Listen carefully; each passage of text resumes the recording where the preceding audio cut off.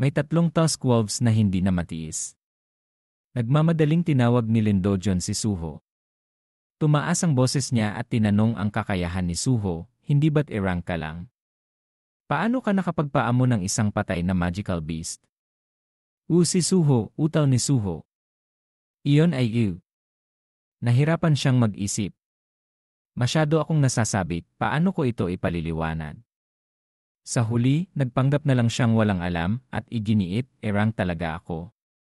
Nagduda pa rin si Lindojon, huwag mong sabihing nagpapanggap ka lang at sinasadya mong itinatago ang iyong ranggo.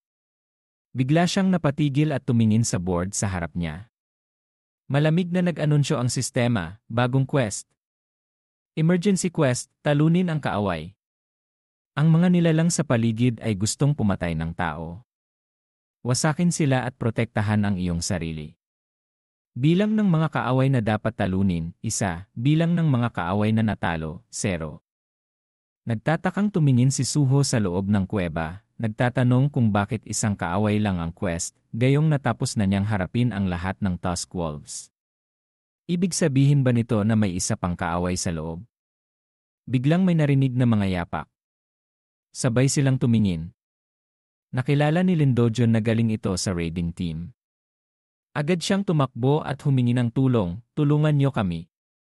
Bigla na lang dumating ang mga magical beast, halos magkaroon na ng trahedya. Tila nakakita ng kakaiba si Suho at dali-daling tinawag ito, teka. Sumigaw siya. Mapanganib. Kasabay nito, lumabas ang nagliliwanag na dilaw na mata ni Li Yanjun.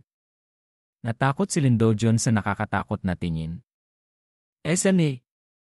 Sinugod ni Li Yanjun at hinampas siya ng espada. Sa kabutihang palad, mabilis si Suho at hinila siya pabalik, na iwasan ang atake. Ang mabigat na espada ay tumama sa lupa at nagdulot ng pagbagsak ng mga bato. Inalalayan ni Suho ang nawalan ng malay na si Lindojon at sumigaw, mga shadow wolves. Sugod. Agad na sumugod ang mga wolves at sinunggaban si Li Yanjun. Nahirapan si Suho na alalayan si Lindojon pabalik at galit na sinabi, nakakainis. Kailan pa nagkaroon ng trend na nagiging magical beasts ang mga nawawalang hunters? Napansin niya ang pulang text na possessed tusk sa ulo ng kaaway. Naging mas alerto siya. Ang kulay ng pangalan niya natakot si Suho sa kung gaano kalakas ang pulang pangalan noong nasa Korea Arts High School siya. Siguro dapat takbuhan na lang namin si Lindojon, isip niya. Pero lumingon siya kay Beru, hindi naman siya katulad ng hari ko, hindi ba? Ipinaliwanag ni Beru, kahit na mayroon siyang dark energy, masyado siyang mahina para matawag na hari. Pero hindi ibig sabihin nito na kaya mo siyang harapin sa estado mong iyan. Muling kinapa ni Suho ang kanyang inventory. Ayun! Natakot si Beru sa ginawa niya. Young Lord, huwag mong sabihin. Iwinagayway niya ang isang bunto ng arma sa lupa at sinabi mo na tutulong ang sistema para masigurong tuloy-tuloy ang paglakas ko, tama. Dahil binigyan na niya ako ng quest, ibig sabihin kaya kong manalo. Higit sa lahat, para makita ko ang mga magulang ko, kailangan kong lumakas agad. Sa harapan, si Li Yanjun ay marahas na sumusugod sa mga wolves. Ang nakakatakot niyang mukha ay unti-unting lumalabas sa dark smoke. Naghihintay sa kanya ang isang rank na awakener na may overflowing magical energy at isang buong hilera ng armas. Sisiguraduhin kong tatalunin ko siya at mabilis akong lalakas. Sa anyong espiritu, hindi maintindihan ni Beru kung bakit tinawag ni Suho ng ganon. Nasaksihan na niya ang pagiging matapang ni Suho sa pakikipaglaban sa mga kaaway ng maraming beses, kahit na kinakaharap ang mga hamon na hindi niya kayang lampasan. Hindi tumatakbo ang Young Lord. Ang iniisip ni Beru tungkol sa kanya ay totoo. Sa likod ng mahinang panlabas na anyo, nakikita niya ang anino ng hari sa loob. Nakita niya na ang kaaway na gustong puksain ng sistema ay may totoong anyo ng espada. Kung mapuputol ang lahat ng kamay niya at mahiwalay sa kanyang katawan, hindi na siya makakagalaw. Hindi pa rin maintindihan ni Suho ang nangyayari. Ganun ba? Si Li Yanjun na inalihan ay ang tusk. Para siyang baliw na nakatingin sa kanya, ang mga mata niya ay parang mata ng pusa sa gabi, nakatingin sa lahat ng bagay ng may galit. Para mapigilan ang tusks, ang mga dark beast na parang aso ay sumusugod sa kanya. Ang isa sa mga hound ay kinagat ang fang ni Rakan. Gusto ba nilang subukan kung sino ang mas matigas ang ngipin o ang mas matalas ang espada? Nagulat si Suho sa maliit niyang ginawa. Oh, talagang tumatayo sila pagkatapos kong lagyan ng magical power. Sinabi ni Beru sa kanya ang natatanging prinsipyo, ang mga dark soldiers tulad namin ay may batayang espiritu. Basta may magical power ka, kaya pa rin kaming maghilom. Sino ang mag-akala na matapos niyang magyabang, nahiwalay ang katawan at ulo ng hound sa isang atake? Ganyan ang lakas ng mga dark soldier. Wala ring pinagkaiba sa iba pang dark soldier na tinamaan ng espada. Natangay ito nang sumugod ang isa pa na may hawak na kuko. Agad itong pinagbubutasan. Lumingon si Suho at nagtanong kay Beru. Bigla akong nawala ng pag-asa sa lakas ng dark soldier na yon. Naguluhan si Beru at pinagpawisan, at sinisi pa siya dahil mahina pa ang magical power ng Yaong Lord. Hindi pa rin siya makapaniwala sa kakayahan ni Li Yangjun gamit ang espada. Hindi lang nakakatakot ang espada na hawak niya, matalas din ito. Si Li Yangjun ay mayabang pa rin sa kanyang sword skill. Naglakas loob siyang sabihin kay Suho, ang isang nakakahamak na nilalang na katulad mo ay nagagamit ang kapangyarihan ng Shadow Monarch. Nagagalit si Suho pero mas curious siya. Ano? Nagsasalita siya. Samantala, mabilis na siyang pinagtanggol ni Beru sa pamamagitan ng pag-update ng pagkakakilanlan niya. Paano mo nagawang tawagin ang lahi ng hari na nakakahamak na nilalang? Ang lahat ng ngipin ni Li Yangjun ay matutulis. Parami siya ng parami ang nagiging baliw. Ang lahi ng hari hindi ko inaasahang magkikita tayo rito.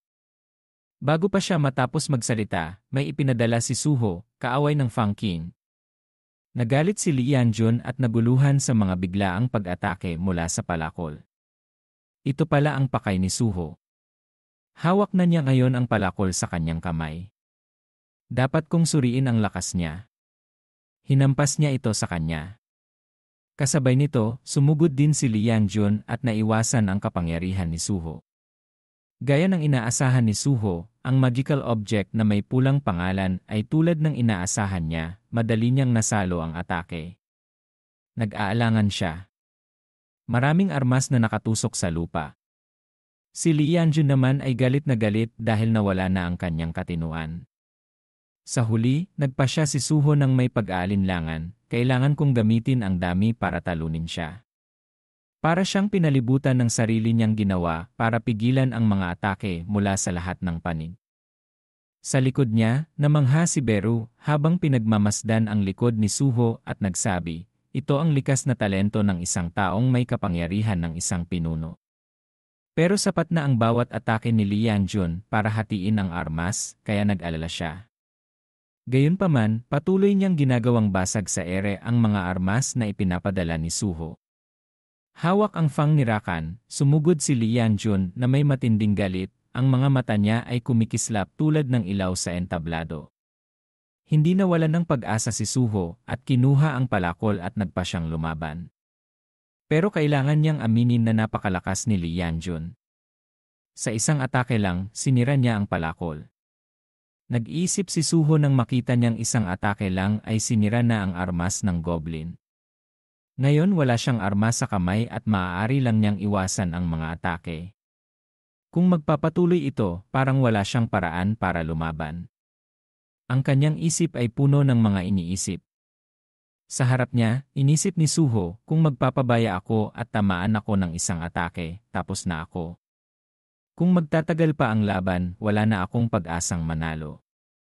Malinaw na gumagamit ng provocation si Li Yangjun laban sa kanya. Magtatago ka na lang ba palagi tulad ng isang duwag? Ang Shadow Monarch ay sigurado na isang taong nagtatago lang sa likod ng kanyang mga sundalo.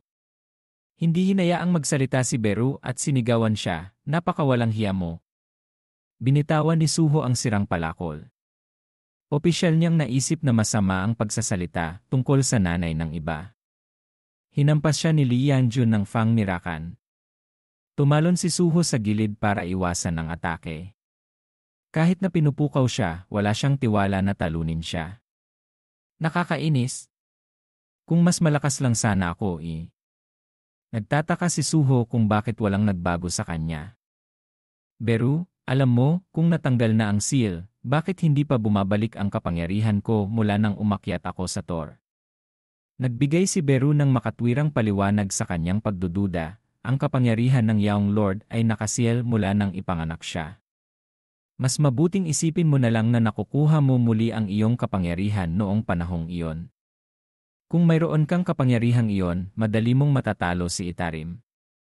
Sa kabuuan, napagtanto pa rin ni Beru na mukhang bigo si Suho.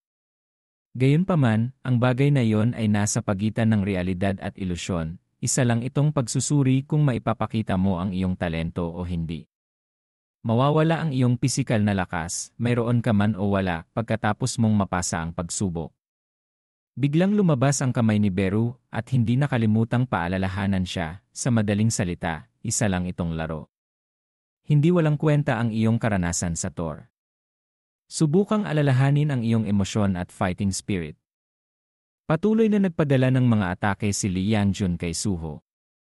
Naaalala ko pa rin ang emosyon ko noon sa Thor. Lumalaban ako gamit ang kamao ko. Kung mayroon pa akong dating gloves Naalala niya ang sinabi ni Beru dati. Iyon ang nagpakalma kay Suho. Ang mga dark soldiers tulad namin ay may batayang espiritu. Basta may magical power ka, kaya pa rin kaming maghilom. Nag-ingat si Suho sa pag-iisip para makapagdesisyon ng tama. Sa pag-iisip nito, maaari niyang baguhin ang anyo ni Beru ayon sa gusto niya. Palagi siyang nasa likod niya, nagpapatibay ng moral ng batang hari. Dahil ganito na, agad na bumangon ang mga Dark Warrior. Lumabas ang malaking hound. Arise! Sabik na sabik si Lee Yangjun na manalo, sawa na siya sa isang kalaban na hindi karapat-dapat. Sa tingin mo ba magagamit mo ako gamit ang mga trick na yon? Kakagamit pa lang niya sana ng Fang ni Rakan nang handa na ring sumugod sa kanya ang dalawang hounds. Patatalsikin muna kita. Ang mga hounds ngayon ay ibang-iba sa dati. Hindi niya siya tinigilan sa pagtingin pero hindi niya maintindihan ang Dark Warrior na biglang nagkabutas-butas. Kailangan pang maglagay si Suho ng lakas sa kanila. Iwinagayway niya ang kanyang mga kamay para maglagay ng magical power. Samantala, gusto siyang tapusin ni Lee Yangjun sa isang desisyon. Umaalimpuyo ang usok pero hindi pa rin ito na itatago ang kanyang nagwaging ngiti. Nawala ang ngiti ni Lee Yangjun nang may protektang bumaba ng hinampas ang espada. Ginawa ni Suho ang lahat ng kanyang makakaya para harangan ang Fang ni Rakan. Dark Tusk Wolf. Angkop sa iyo ang iyong pangalan. Sinabi ng sistema na ginagamit niya ang Dark Tusk Wolf level is a skill, transformation, steel gauntlet. Nagpadala ang sistema ng paalala ng kasanayan na ang Shadow Extraction ay nag-level up. Inanunsyo rin nito sa kanya na ang Shadow Extraction level 2 skill, transformation, ay nangangailangan ng kapangyarihan ng kadiliman. Hindi kailangan ng magical power, maaaring baguhin ang anyo ng Dark Warrior ayon sa gusto. Nakakuha si Suho ng kumpiyansa. Tinabig niya ang espada ni Lee Yangjun mula sa kanyang ulo. Gamit ito, kaya kitang labanan. Hindi nagpatalo ang dalawa sa pag-atake ng bawat isa. Nanood lang si Beru, nalalaki ang mga mata sa pagtataka. Nalalamig siyang nagsalita, "O Diyos ko." Ginawang armas ang Dark Warrior. Ang imahe ng isang taong may dark power ay lumabas sa isip ni Beru. Palagi niyang ginagamit ang pinakamagagandang salita para purihin siya. Ang Shadow Monarch, ang taong nakalampas sa hindi mabilang na antas na nakatayo sa isang malayang posisyon na kumokontrol sa kadiliman. Gayunpaman, ang Young Lord, nakatututo lang ng dark power, ay kasing taas lang ng isang bagong silang na langgam at itinaas ang dark power nang walang kahit sinong nagturo sa kanya. Inisip ni Beru ang bilis niya sa pagtugon sa atake ni Lee Yangjun, ang fighting spirit na lumalabas. Sa ngayon, isang palakol ang lumabas sa ere sa likod niya, at tulad ng sinabi ni Beru, ang natural na talento ng kapangyarihan ng isang pinuno ay sapat na para gumawa ng isang atake na nagdulot ng sugat sa kanya. Ang galit na ekspresyon sa mukha ni Li Yangjun ang malinaw na katibayan nito. Labis siyang nagulat sa kapangyarihan na mayroon siya. Medyo nagulat din si Beru sa kapangyarihan ni Suho. Ginagamit na niya ngayon ang dark power. Sumisigaw lang siya sa kanyang iniisip. Nagliliwanag pa rin ang mga mata ni Suho kahit napagod na. "Oh, aking haridi." Naramdaman ni Li Yangjun ang sakit. Maraming saksak sa kanyang katawan. Nang susugod na sana siya sa kanya, binigyan siya ni Suho ng suntok na nagpatalsik sa kanya sa pader na nagdulot ng pagbagsak ng mga bato. Bumabagsak ang usok at hindi pa rin natatapos ang walang katapusang laban. Tumayo muli si Li Yangjun kasama ang Fang ni Rakan. May biglang lumabas na mga bitak sa lupa. Ang hangin ay nagpapalipad ng usok kung saan-saan. Hindi inaasahan, maraming palakol ang nakaayos sa lupa. Lahat sila ay lumipad mula sa kanilang posisyon dahil kontrolado sila ng kanyang magical power. Hindi makapaniwala si Beru sa kanyang nakita. Ang Young Lord Nakaligtas ang Fang ni Rakan gamit ang mga trick para talunin siya. Kaya't karapat-dapat si Suho sa papuri ni Beru. Talagang henyo siya. Nakikipag-usap pa rin si Suho kay Beru. Ang pangalan niya ay Pula, kaya medyo nag-alala ako, pero sa huli tinalo pa rin kita. Napakalaki pa rin ang tiwala ni Beru kay Suho. Sigurado ako na mananalo ka, Young Lord. Alam na alam ni Suho na sinusubukan lang siyang bigyan ng moral. Huwag kang magsinungaling. Kahit na hindi perpekto ang resulta, naramdaman pa rin ni Suho na may swerte siya. Pero dahil sa laban na ito, natuto ako ng bagong paraan para lumaban, kaya hindi naman pala masama. Umiti ng bahagya si Suho at masigasig na sinabi, "Ngayon, tignan natin ang reward." Nagpadala ang sistema ng notification, nakatanggap ka ng reward pagkatapos mong tapusin ang quest. Gusto mo bang makita ang reward? Sa notification board, lumabas ang yes o no. Siyempre gustong makita ni Suho. Sumagot siya ng yes. Pagkatapos niyang pindutin ang pagpipilian, nagpadala muli ang sistema ng notification, quest reward, makakatanggap ka ng mga sumusunod na reward. Ang reward ay kasama ang Ancient Storm Slash. Nagpadala muli ng notification. Natutunan mo ang Storm Slash skill. Ipinakilala rin ng sistema sa kanya ang bagong kasanayan, Storm Slash Level 1, Active Skill, mana na kailangan, 50. Ang lakas ng bagyo ay tumakip sa iyong espada. Maaari mong atakihin ang maraming kaaway ng sabay-sabay. Tinatanggap ni Suho ang reward niya, isang kasanayan. Ito ang reward na gusto kong makuha. Automatic kong naintindihan kung paano gamitin ang kasanayang ito. Curious si Suho, subukan kaya natin. Sinimulan ng gamitin ni Suho ang bagong kasanayan. Tumingin si Suho sa espada. Tungkol sa espada na ito, biglang may naisip na sinabi sa kanya, napakahiya-hiya. Hindi ko inaasahang matatalo ako ng isang taong may bloodline ng Shadow Monarch. Pero hindi pa rin siya napupunta kay Suho bago ang kanyang panalo, pero hindi pa tapos ang lahat. Ang kasakiman ng tao ay walang hanggan.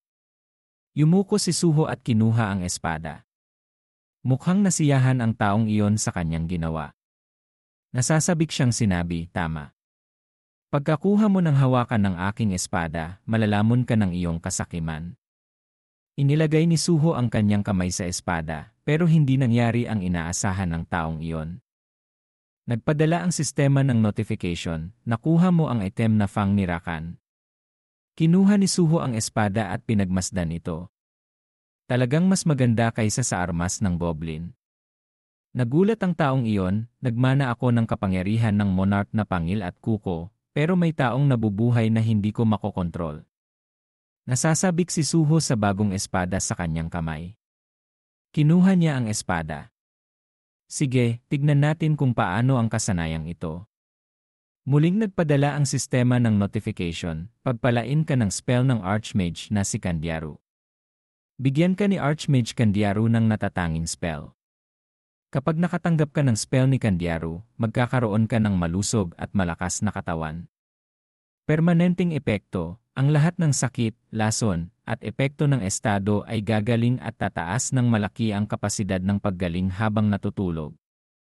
Hinigpitan niya ang espada sa kanyang kamay. Itinaas ni Suho ang espada.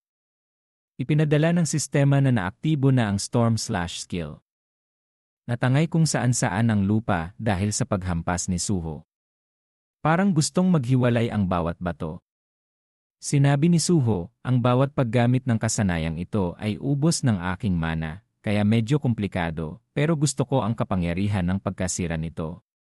Nagkomento pa si Beru, kumpara sa sandaling ito, napakalamig ng iyong reaksyon sa kasanayan ng Shadow Extraction. Ang kapangyarihan ng kadiliman ay mas mahusay pa rito ng daan-daang libong beses pa. Sa oras na ito, dahan-dahan ding nagising ang kapatid ni Suho. Nagulat si Suho, gising ka na pala. Hinawakan niya ang kanyang ulo sa sakit at curious na nagtanong, anong nangyari? Bago pa man makabalik si Suho sa kanyang sentido komon, kailangan niyang makita ang nakakatakot na eksena sa kanyang harapan na nakabukas ang kanyang bibig. Alam ni Suho na nasasabik na siya ngayon, kaya sinabi niya, mahaba ang kwento. Gusto mo bang lumabas habang nakikinig? Sa abalang lungsod, nagbukas si Suho ng usapan, susuriin ko kung may nabubuhay pa sa loob ng piitan. Pumayag ang kaibigan ni Suho, sige. Sa paglalaho ng anino ni Suho, tahimik niyang tinitignan si Suho mula sa malayo, ang isang errant na hunter na may summoning skill, kahit na nakatayo siya sa maliliit na tinik, hindi pa rin siya kapansin-pansin. Paano naging ganito kalakas si Suho? Tinitignan siya ng kanyang mga mata ng may suspetsa, pero agad niyang winasak ang mga iniisip niyang iyon. Sa ngayon, kahit naisipin ko pa ang mga bagay na ito, hindi ko magagawa ang kahit ano. Patuloy na dumadaan sa kanila ang mga tao na nagtitiwala sa isa't isa. Huwag kang mag-alala. Hindi naman ako nasaktan. Bakit nangyari ito? Ngayon lang niya napagtanto na ang mahalaga ay nailigtas ni Suho ang lahat ng mga taong ito. Agad na sumugod ang mga galit na aso na dumadaing kay Suho at sumugod. Kalmadong inayos ni Suho ang bawat isa. Nagpadala ang sistema ng serye ng patuloy na mga notification, tinalo mo ang Dark Tusk Wolf. Tinalo mo ang Dark Tusk Wolf. Patuloy na tumataas ang mga notification ng pag-level up. Natapos si Suho at sinabi kay Beru, marami pang magical beast na pag-aari ng lahi ng lobo sa loob. Nagpaalala si Beru, lahat sila ay karanasan, kaya huwag mong sayangin. Nagulat si Suho. Kinwestiyon mo ang Fang ni Rakan. Bakit biglang bumaba ang lakas ng atake mo? Sumagot ang Fang ni Rakan, Genye, sa tingin mo ba makikipagtulungan ako sa isang taong may bloodline ng Shadow Monarch? Lumabas ang impormasyon, item, Fang ni Rakan, hirap, hindi matukoy. Uri, espada.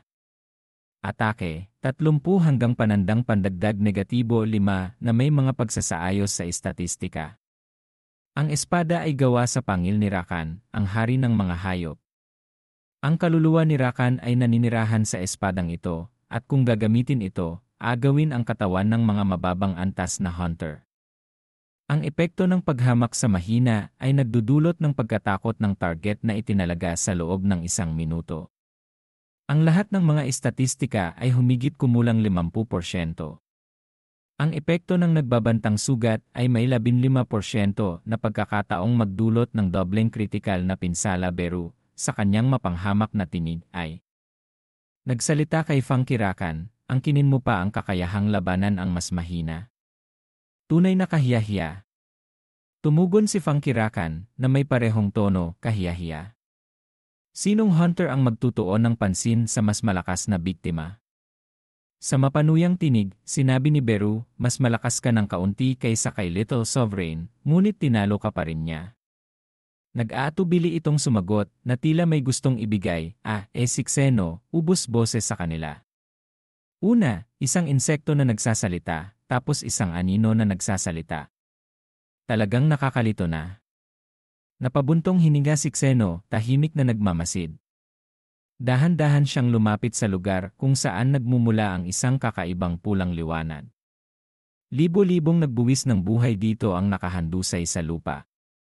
Tahimik na nagmamasid si Suho nang biglang paalalahanan siya ni Beru, "Little Sovereign, matagal na silang patay." Sagot ni Funky Rakan, "Yenel, pinapatay ko lang ang mga nangahas na pumasok dito. Ang tungkulin ko ay bantayan ang teritoryo ng Sovereign." Biglang hinawakan ni Suho ang pangil ni Rakan na ikinagulat nito. Ibinagsak ni Suho si Rakan sa lupa, nagalit na nag-uutos, "Tumahimik ka nga." Nagbabala ang system, posible nang gamitin ang shadow extraction sa target na ito. Gulat na tanong ni Suho, "Shadow extraction? Pwede sa tao?" Magalang na sumagot si Beru, "Little Sovereign, kaya mong gawing sundalo mo ang lahat ng patay, anuman ang lahi." Inilahad ni Xeno ang kanyang mga kamay at hinawakan ang lalaking nakahandusay sa lupa. Mabilis niyang nilinis ang mga kalat na bangkay doon. Nagtatakang tanong ni Beru, "Hindi ba't magsasagawa ka ng shadow extraction, Little Sovereign?" Walang ganang kumpirma ni Suho. Sa tinig na puno ng awa, sinabi ni Suho, "Patay na sila, pero pinapalaban pa rin natin sila." Parang parusa na. Tila hindi talaga kayang gawin ni Suho ang mga bagay na ito. Napatahimik si Beru, "Little Sovereign." Hindi rin makapagsalita si Funky Rakan. Nang matapos ang lahat, biglang nagsalita si Suho, "Beru, sabi mo banal na lugar ito ng Sovereign." Kumpirma ni Beru, "Tama po." Tanong ni Suho, "Si Father din ay isang Sovereign, pero pumatay siya ng ibang Sovereign, hindi ba? Ano ba talaga sila? May kinalaman ba sila kay Itarim?" Sa kanyang pagkamausisa, sumagot si Beru, "Sa pagkakaalam ko, maaari mong ituring si Itarim bilang kasalukuyang kaaway ng hari, habang ang mga Sovereign ay dating kaaway niya. May 9 na Sovereign kasama ang hari." Ipinagmalaki ni Beru habang ipinakikilala ang mga unang hari. "Ang dakilang Chongjingu, ama mo, ay ang hari ng kamatayan, ang Dark Lord. Bukod pa rito, nariyan ang hari ng mga halimaw, ang Beast Monarch, ang Insect Queen, ang Plague Monarch, ang hari ng mga halimaw na hugis tao, ang Iron Body Sovereign, ang hari ng mga demonyo, ang White Flame Monarch, ang hari ng mga higante, ang Origin Monarch, ang hari ng mga taong niebe, ang Frost Monarch, ang Monarch of the Ghostly Abyss, ang Monarch of Transfiguration, at sa huli, ang hari ng mga dragon, ang Rage Monarch, ang Destruction Monarch." Pagkatapos ipakilala ang 9 na Sovereign, hinihingal na si Beru, ngunit masigasig pa rin itong nagsalita, na walang anumang senyales ng pagkapagod. Bagamat ang 9 na Sovereign ay nagtataglay ng kapangyarihang hindi kayang isipin ng mga ordinaryong tao, nang salakayin ng 8 Sovereign ang Earth, namatay silang lahat sa kamay ng hari. Nagulat si Xeno at bahagyang nalungkot, ginawa ni Father yon. Biglang nagsalita si Funky Rakan, "Tama. Ang Sovereign ng kadiliman ang pumatay sa amo ko, ang Beast Monarch. Nagsimula itong magdabog, kung buo pa ang kapangyarihan ko, pinagpiraso-piraso na kita, na may parehong dugo ng Dark Lord, at ipapakain kita sa mga lobo." Nagsimula itong magbanta. Tumahimik si Suho at pagkatapos ay nagsalita ng may pagdamay, "Naiintindihan ko ang iniisip mo." Ipinagtanggol ni Xeno ang kanyang ama, siguradong nilabanan ni Father ang ibang mga Sovereign para protektahan ang Earth. "Gusto mo lang protektahan ang lugar na ito mula sa mga mananakop. Pareho kayong gustong protektahan ang mga bagay na mahalaga sa inyo, kaya ninyo ginagawa yon." Ngunit mayroon pa ring mga alalahanin si Suho na hindi niya maalis hanggang ngayon. "Pero naguguluhan pa rin ako. Sabi mo kailangan mo akong labanan dahil may pareho akong dugo ng Dark Lord." Patuloy niya, "Kung ang tungkulin mo ay protektahan ang lugar na ito, ang pagpapakita ng pagiging kaaway sa Father ko ay napakahangal, hindi ba?" Tinamaan si Funky Rakan sa puso, "Anong sinasabi mo?" Sabi ni Suho, "Gusto kong makita ang mga magulang ko, pero dahil sa mga mananakop mula sa labas, hindi ko sila makita. Basta't makamit ko ang layunin ko, gagamitin ko ang anumang kapangyarihan." Patuloy pa rin siyang nagtanong, "Kung magsisimula ng sumalakay si Itarim, magugulo rin ang lugar na ito, hindi ba? Kung tutulungan mo ako, tutulungan din kita na protektahan ang lugar na ito." Nagbigay siya ng kondisyon kay Funky Rakan. Naguluhan si Funky Rakan, makipagtulungan sa isang may parehong dugo ng Dark Lord.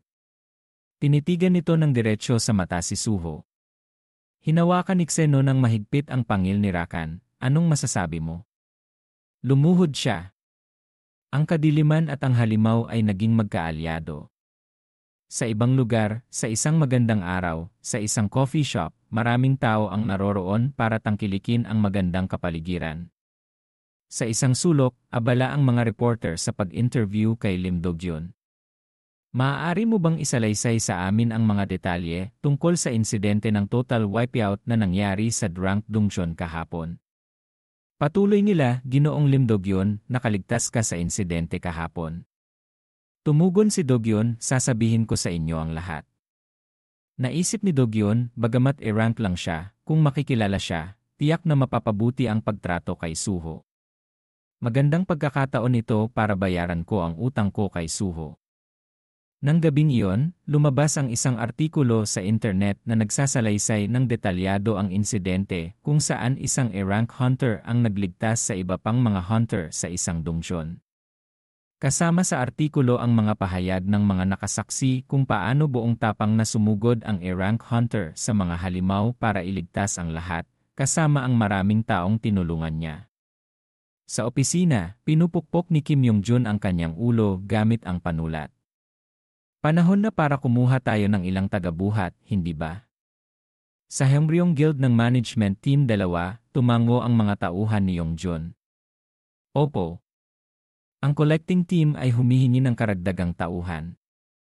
Sa tingin ko, kailangan nating kumuha ng dagdag na E-rank hunter. Tumango si Yong-jun, ipadadala ko sa inyo ang ilang kandidato. Ano sa tingin mo sa isang ito? Nakatanggap ang empleyado ng impormasyong ipinadala ni Yong-jun, tingnan ko nga. Isang E-rank hunter na nag-evacuate ng mga minero habang nakikipaglaban sa mga halimaw sa isang Drang Dongcheon at tinulungan ang mga hunter ng raid team na makatakas. Napanganga ang empleyado. E-rank hunter. Sagot ni Yong-jun, kung makukuha tayo ng isang malaking guild tulad natin, hindi ba't mapupunta tayo sa front page ng balita? Pinagmasdan nila ang profile ni Suho. Isang bayaning umangat mula sa E-rank. Nagpa siya si Yong-jun, kakausapin ko siya agad. Kinabukasan, pagkatapos suriin ang trabaho, ibinagsak ni Yong-jun ang telepono sa mesa. Tanong ni Yong-jun sa kanyang tauhan, sumagot na ba si Hunter Sunho? Inimbitahan siya sa Hyeongryong Guild bilang isang E-rank hunter. Gustong-gusto niya yon. Ganyan ang hinala ko. Nag-aalangan ang tauhan dahil sa iniisip ng boss niya. Sumagot na po ang assistant. Sumigaw si Yong-jun, ano? Tumanggi siya. Tila hindi makapaniwala si Yong-jun sa kanyang narinig. Tinanong niya ulit para makasiguro, tinanggihan niya ang imbitasyon ng Hyeongryong Guild. Hindi ba't napakawalang katuturan na tanggihan ng isang rookie E-rank hunter ang imbitasyon ng isang malaking guild tulad natin? Binasa ulit ng empleyado ang mensaheng ipinadala ni Suho sa guild, sabi niya wala siyang planong sumali sa anumang guild. Biglang tumaas ng husto ang boses ni Yong-jun. Isang hunter na hindi sumasali sa anumang guild. Akala niya bas rank hunter siya. Unti-unting nawala ng pasensya si Yong-jun. Alam ng assistant na galit si Yong-jun kaya sinubukan nitong pakalmahin siya. Siguro tatawag din siya sa atin sa lalong madaling panahon. Malalaman niya rin kung gaano kawalang katuturan ang hindi pagsali sa anumang guild. Malapit na. Sa panig ni Suho, nasa bahay siya at sinasagot ang mga text message sa telepono. Napabuntong hininga siya ng pagod. Nakakatanggap ako ng napakaraming imbitasyon mula sa mga guild pagkatapos bumalik mula sa Dongyeon. Pinuri siya ni Beru, maraming taong naghahangad na magkaroon ng talento mo, Little Sovereign.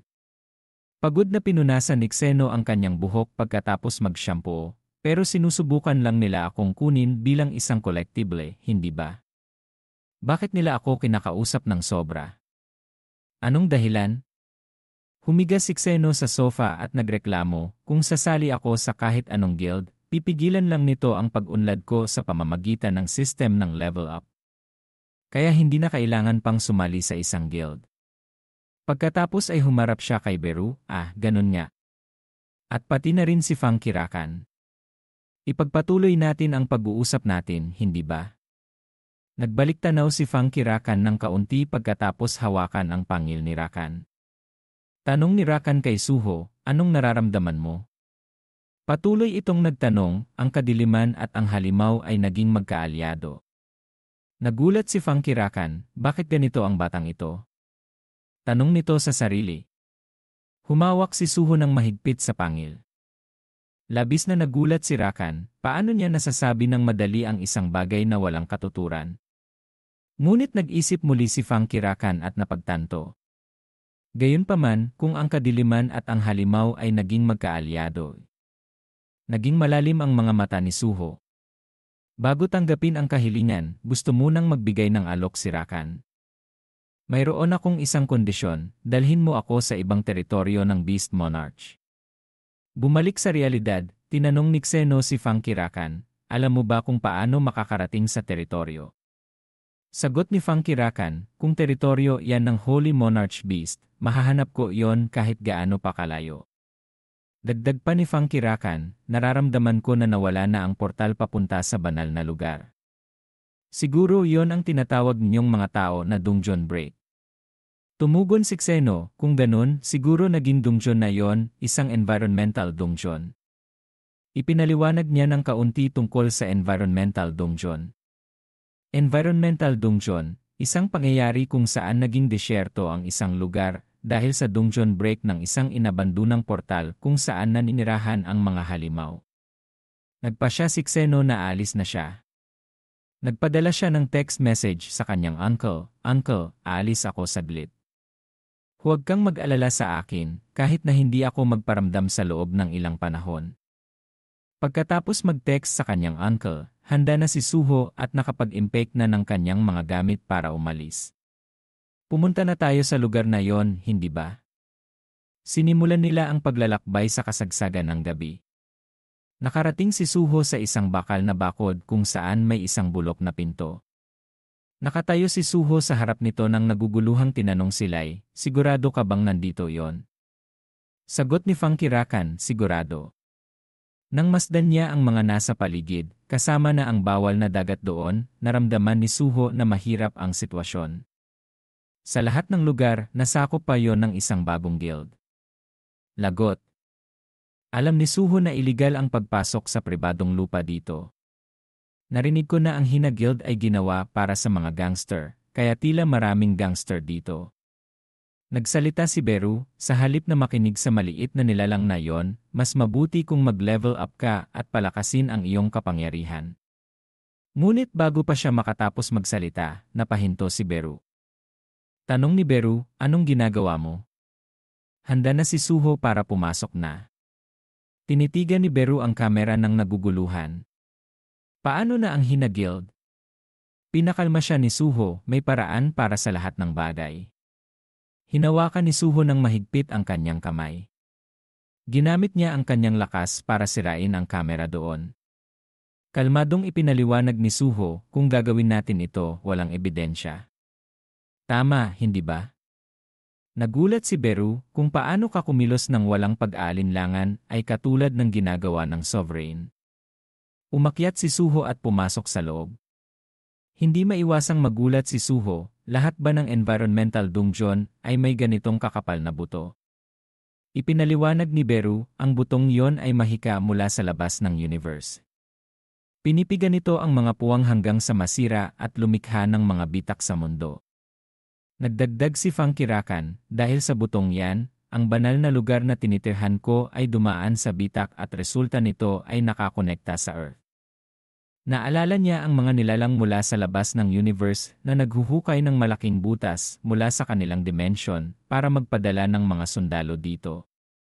Iyon ay dahil kapag mas maraming magic ang naroroon, mas malaki ang magiging epekto nila sa paggalaw ng espasyo, katulad ng sa akin. Tanong ni Xeno, kung ganun, ang ibig mong sabihin ay mas matagal bago makarating dito ang pinakamalakas na tao. Biglang tumigil si Xeno. Nagdesisyon siya, sige, kung ganun, mag-level up na lang tayo. Libo-libong halimaw ang nag-aabang na sumugod para atakihin si Xeno. May mga halimaw na may pinakamakapangyarihang mga kuko ng rima, at mayroon ding Black Shadow Razan. Tila matagal nang hinihintay ni Funky Rakan ang sandaling ito para makipaglaban. Sa wakas, dumating na rin ang oras para ipakita ko ang aking kapangyarihan. Pinuri siya ni Xeno, medyo marahas nga. Nang makita ang mga halimaw na sumusugod, sinabi ni Suho, pero hindi kita gagamitin bilang armas. Nagulat si Funky Rakan, ano? Kalmadong sumagot si Suho, pinag-isipan ko ng mabuti kung paano ako makikipaglaban simula ngayon. Ang mga basic na nakasanayan ko mula sa gabay. Kinuyom ni Suho ang kanyang kamay. Nagpasya si Suho na gamitin ang ruler's hand bilang suporta sa mid-range at long-range. Hinawakan ni Suho ang pangil ni Rakan na may matalas na tingin. Nagpasya siyang gumamit ng kombinasyon ng mga armas para guluhin ang mga kalaban. Paalala ng system, na-activate na ang Windstorm Slash. Itinaas niya ang kanyang kamay at tumayo si Suho na lumalaban ng buong tapang tulad ng isang bayani. Pagkatapos anihin ang mga resulta sa pamamagitan ng Shadow Extraction, ipinagmalaking ipinakilala ni Suho ang kanyang sundalong Shadow. Ito ang bagong estilo ng pakikipaglaban ko. Hindi maiwasang purihin ni Beru, kahanga-hanga, Little Sovereign. Hindi rin nagpahuli si Funky Rakan, kung ganun, ito ang kapangyarihan ng isang tao mula sa lahi ng Dark Lord. Tahimik nitong tinasa, habang mas maraming kalaban, mas tumatagal ang laban. Mas nagiging malakas siya at ginagamit ang mga talunang kalaban. Sa hukbong ito, magkakaroon tayo ng pagkakataon sa laban sa ibang mundo. Tapos na ang lahat, pinagmasdan ni Suho ang kanyang mga nagawa. Ngayon, kaya na niyang pangasiwaan ang 5 Shadow Soldiers. Pagkatapos palakasin ang kanyang wisdom stat, biglang sumulpot si Beru. Wala pa rin yon kumpara sa 10-10 milyon na sundalo ng iyong dakilang sovereign. Bago pa niya matapos ang kanyang sinasabi, inis na pinatigil siya ni Xeno, tumahimik ka. Katahimikan ang namayani sa gubat, na tanging dahon lang ang umaalulong dahil sa ihip ng hangin. Inakay ni Funky Rakan si Suho at si Beru para hanapin ang portal. Sumigaw ito, andito na. Sabi ni Funky Rakan, ito ang portal papunta sa teritoryo. Ngunit sa kasamaang palad, mayroon pa ring mga tao na nananatili sa gubat. Bumuntong hininga si Xeno, sayang naman. Hindi ako makapaniwala na mayroon pa ring mga taong nananatili hanggang sa oras na ito. Sabi ni Funky Rakan, ito ang mga gagawa ng lahat para kumapit sa buhay. Naisip ni Suho, bakit sila nandito sa oras na ito? Hindi ba't mas mainam na patumbahin ang mga magic beast sa araw? Sa ibaba, may isang grupo ng mga taong naglilipat ng kung ano. Unti-unting gumulong ang isang sasakyan. Nagulat si Suho nang makita niyang binibitag nila ang isang babae na nakatakip ang mga mata. Lumapit pa ang isa sa kanila para iangat ang mukha ng babae. Tinanong ni Suho si Beru, mukhang nakikita ko ang human trafficking, hindi ba? Kinumpirma ni Beru, mukhang ganoon nga. Hindi nakalimutang paalalahanan ni Beru si Suho, Little Sovereign, lumalabag tayo. Mas mainam kung hindi tayo bigla ang kikilos dahil mahuhuli tayo rito. Bago pa matapos magsalita ang hunter, nawala na si Suho. Walang nagawa si Beru at sumigaw, hoy. Nagbalik tanaw si Funky Rakan sa ama ni Suho, isang marahas na detective ng krimen, ang uncle niya, isang maalamat na firefighter, at ang 21 taong gulang na si Chong Suho na lumaki ng humahanga sa kanila. Naramdaman ng mga tao sa ibaba ang isang bagay at dali-daling lumingon. Si Suho iyon na lumilipad para atakihin sila. Lahat sila ay may parehong ugali, kumilos kapag may kawalan ng katarungan na nangyari. Naging matalas ang mga mata ni Suho at inatake ang mga tao doon. Sumugod si Suho para direktang saktan ang kidnapper. Natanggap ng kidnapper ang malakas na suntok mula sa paa ni Suho sa kanyang mukha. Dahil sa ginawa ni Suho, natakot ang mga kasama niyang tumigil at hindi makapagsalita. Ang iba pang mga kidnapper na naroroon ay natakot din at hindi gumalaw, na nakangangalang na walang magawa. Pagkatapos ay bumalik si Suho para tignan sila gamit ang matinding tingin na halos lumabas na ang kanyang mga mata. Nang makita ng mga kidnapper ang kanilang mga kasama na natalo at nasaktan ng ganito, ang kanilang mga mukha ay nagpakita ng takot at pag-aalala. Si Suho, sa pagkakataong ito, ay nataranta at napagtanto ang labis niyang ginawa. Ginulo niya ang kanyang mukha. Kailangan na lang talagang gumalaw ang katawan ko sa sarili nito. Siguro masyado akong nagalit. Sa sandaling ito, gusto ni Suho na bumalik sa mga nakaraang minuto para pigilan ang kanyang galit. Nagnalit ang ngipin ni Suho nang mapagtanto niyang nagkamali siya sa pagpasok sa teritoryo ng ibang guild. Illegal yon. Anong gagawin ko ngayon? Piniga ni Suho ang kanyang utak para maghanap ng paraan para harapin ang mahirap na sitwasyon. Bigla siyang may naalala. Beru, magpalaki ka at pumunta ka sa lugar ni Suho. Lumipad ito sa tabi ni Suho. Para bang nakabawi si Suho na nagbabantang sinabi, hindi ko inaasahan na mangidnap kayo ng iba at pagbantaan sila. Anong klase kayong mga tao? Mga miyembro ng Hina Guild. Naging mas mapanganib ang boses ni Suho. Ang mga tao ng Hina Guild sa pagkakataong ito ay bahagyang nakapag-isip ng malakas. Sino ka? Hindi ka lang lumalabag sa teritoryo namin, inaatake mo rin kami. Gusto mo bang mamatay? Tanong nito ulit. Pagkatapos sinabi ng pinuno sa kanyang mga tauhan na pagpira-pirasuhin siya. Ang mga miyembro, sa pagsunod sa utos ng kanilang pinuno, ay mabilis na sumugod para atakihin ng masigasig. Tila hindi pa rin nila napagtatanto ang kanilang pagkakamali. Isa-isa silang papalapit para direktang suntukin si Xeno sa mukha. Sa kabutihang palad, mabilis na nakatakas si Suho sa mga baliw na ito. Tahimik na naalala ni Suho ang average na ranggo ng mga miyembro ng Hina Guild ay rank. Para makapag-ingat, hindi ko dapat gamitin ang lahat ng aking kapangyarihan. Gumawa si Suho ng plano. Nagpasya si Suho na labanan sila gamit ang 5% lang ng kanyang kapangyarihan. Isa-isa silang sumugod at sinipa ni Suho na tumalsik ng 39,000 milya. Ang mga nasa likod, nang makita ang kanilang mga kasama na nasaktan ng ganito, nagpakita ang kanilang mga mukha ng pagkalito at pag-aalala. Tumalon si Xeno sa air. Paikot-ikot siya sa isang magandang suntok na direktang nagpatakot sa mga miyembro ng Hina Guild na naroroon.